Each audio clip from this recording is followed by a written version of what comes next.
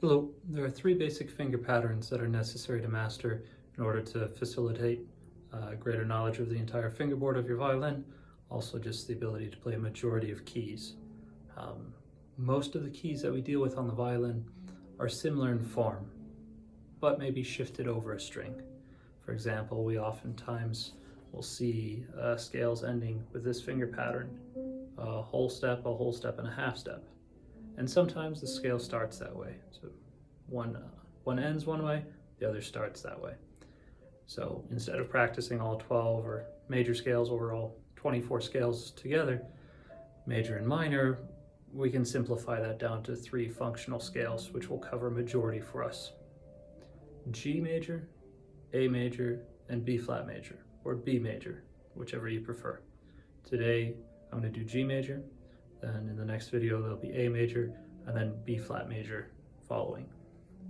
G major is the foundation for most of what we do on the violin and super important to master.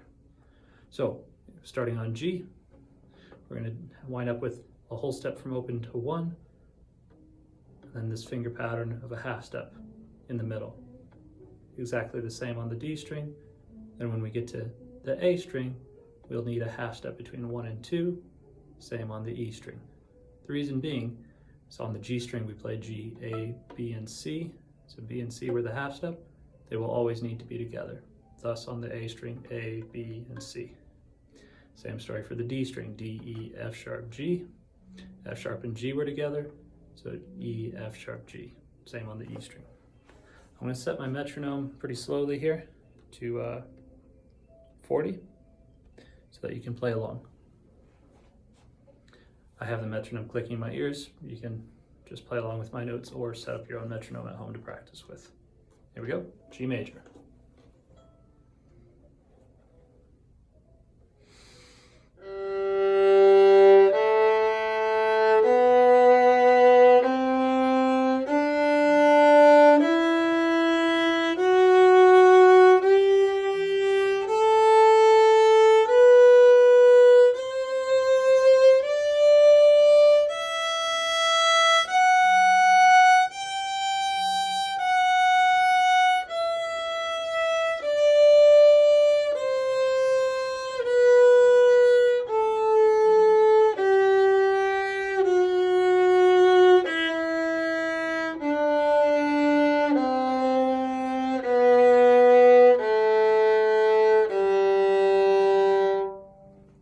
When playing this scale, try and fill up the beats entirely.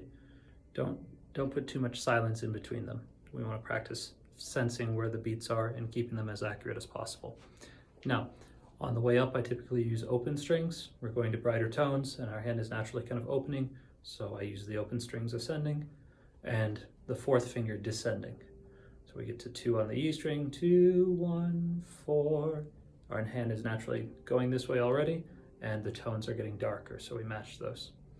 It sets us up for more notes also, rather than just playing an open string and then having to cross. We've set ourselves up for the next 4 notes on this string, on the following string. Hope that helps.